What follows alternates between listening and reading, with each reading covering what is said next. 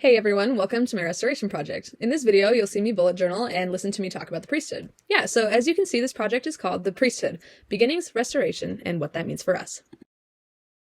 So what exactly is the priesthood? Well, the Gospel Topics page on priesthood tells us that it's the power and authority of God. It has always existed and will exist without end. This power and authority of God was given to mortals to act in all things necessary for salvation. Which brings us to my next question, which is what is the priesthood used for, or what does it mean to act in all things necessary for salvation? First, the priesthood was the power by which the creation occurred. This power heals, blesses, lets us perform ordinances, and make associated covenants. Importantly, it was the power that Jesus used to endure the events of the atonement, the power by which he was resurrected, and, by the way, the power that will resurrect us, and the power that brings exaltation. Also, God governs all things through the priesthood. Let's review some terms. You may have heard that there are two orders of the priesthood. The higher order is called the Melchizedek, and the lower is called the Aaronic. When we say lesser, what does it mean? Does it mean less important? No, it simply means that it functions with less keys and less authority. The Aaronic priesthood is called Aaronic because it was conferred upon Aaron and passed through his seed. It's also sometimes called the Levitical priesthood because during the law of Moses, the tribe of Levi held this priesthood. The Aaronic priesthood is considered an appendage to the Melchizedek or part of the whole.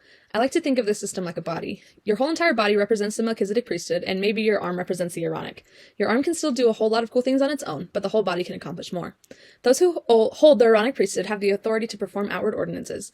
Back during the law of Moses, that would have been sacrifices. Today, it includes the preparation, blessing, and passing of the sacrament and baptism. Deacons, teachers, and priests hold the Aaronic priesthood.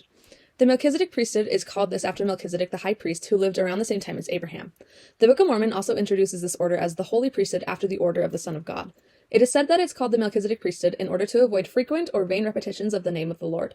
Those who hold the Melchizedek priesthood administer all of the spiritual work of the church. They are authorized to lead the church and direct the preaching of the gospel throughout the world. They direct temple work and preside over wards and stakes. Elders, high priests, and stake presidents are a few examples of offices under this priesthood. The prophet holds all of the keys to the Melchizedek priesthood. Next, let's differentiate between authority, keys, power, and endowment of power. Authority is permission or license to perform specific priesthood duties. It comes from ordination to a priesthood office or being set apart for a calling. That's right, ladies, you get authority to teach and direct and lead in your calling when you are set apart by someone who has the authority to do so. Similarly, a deacon has the authority to pass a sacrament through being ordained by the laying on of hands by someone with the correct authority. Priesthood keys is the right to preside and direct within a jurisdiction. Usually, it includes authority over specific ordinances and activities, such as baptism or missionary work. Keys allow for ordinances to be administered. If you remember, Joseph Smith and Oliver Cowdery received the keys of sealing while in the Kirtland Temple. Until those were restored, we weren't able to seal families together in the temple or otherwise. Priesthood power is the literal power of God. It is given to us to do the work of salvation. It is available to all people who participate in ordinances and keep associated covenants. Next, to understand being endowed with power, let's first talk about what endow means. In a talk called Endowed with Priesthood Power, given by the Relief Society Presidency, they state that it is to enrich or furnish with any gift, quality, or power of mind and body that enables you to be more than you were. So, to be endowed with power is to be given the power of God to be more than we were and to build the kingdom. Now that we've covered the basics, let's go back to the beginning. We already talked about how the priesthood was used to create the earth and everything on it, but let's talk about the beginnings of the priesthood given to man on the earth. Adam was the first man on earth, and he was also the first man to hold the priesthood. Moses 5 tells us that he performed sacrifices in similitude of the Savior, and Abraham 1 tells us that Abraham desired to have the priesthood like the fathers before him. Included in that group is Adam. So a very simple and non-exhaustive timeline of the Melchizedek priesthood on earth is as follows: Adam, Enoch, Noah, Melchizedek, Abraham, Isaac, Jacob, then Moses. Now this is where things get a little weird because the Lord took the higher law away from the children of Israel and gave them the law of Moses. The primary priesthood functioning in the church was a Levitical priesthood. That said, there were still people who held the Melchizedek priesthood during this time, such as Elijah, Isaiah, Daniel, and Lehi from the Book of Mormon. I add John the Baptist to this timeline, not because he held the Melchizedek priesthood, but because he is kind of the Aaronic priesthood guy. He was the last prophet to lead under the law of Moses, and then he baptized the Savior. Later, he would restore the Aaronic priesthood to Joseph and Oliver. Next up is Jesus. The interesting thing is that Jesus came through the tribe of Judah, so he wouldn't have had the Levitical priesthood, which was passed by lineage. That means he had the Melchizedek priesthood, which led me to wonder where he got it from. Reading Acts 10:42 and Mosiah 15:18, it appears that Jesus received the priesthood directly from God. Jesus then gave the priesthood to his disciples, and once again the church was led with the Melchizedek priesthood. After all the apostles died, there was an apostasy on the earth until 1829, when Joseph Smith and Oliver Cowdery received the priesthood from John the Baptist, then Peter, James, and John. Let's center in on the restoration of the priesthood for a moment. In D&C 13, Joseph gives the details of receiving the Aaronic priesthood. He and Oliver received it from John the Baptist, who was acting under the direction of Peter, James, and John. They received the keys of the ministering of angels, the gospel of repentance, and baptism by immersion for the remission of sins. The end of this section states that this priesthood will never again be taken from the earth until the sons of Levi make an offering to the Lord. We don't have the exact date for when the Melchizedek priesthood was restored, but we think it also happened in May of 1829. Peter, James, and John appeared and restored the higher priesthood to Joseph and Oliver, confirmed in D&C 27, 12, and 13. They were ordained to be apostles and special witnesses of Jesus' name. The keys they received are the keys of the Lord's kingdom, the dispensation of the gospel for the last time and for the fullness of times, and the gathering of all that are in heaven and the earth. 2 years later, what is now known as the June 1831 conference was held. Approximately 60 people attended. Many of the elders in attendance were ordained to the high priesthood during this conference.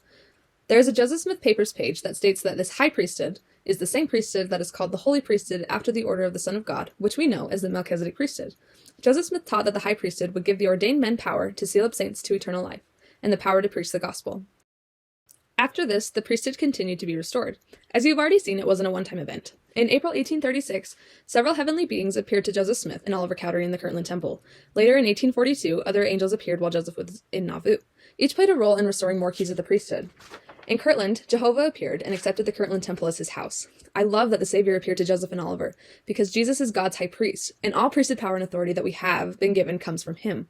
Shortly after this, Moses, Elias, and Elijah appeared. They restored the keys of the gathering of Israel, the dispensation of the gospel of Abraham, and the keys of this dispensation. In Nauvoo, angels Gabriel, Raphael, and Adam were specifically named and noted to have visited Joseph. These angels declared their dispensations, rights, keys, honors, majesty and glory, and power of their priesthood. D&C 128 tells us that the priesthood continues to be restored line upon line, precept upon precept, here a little and there a little.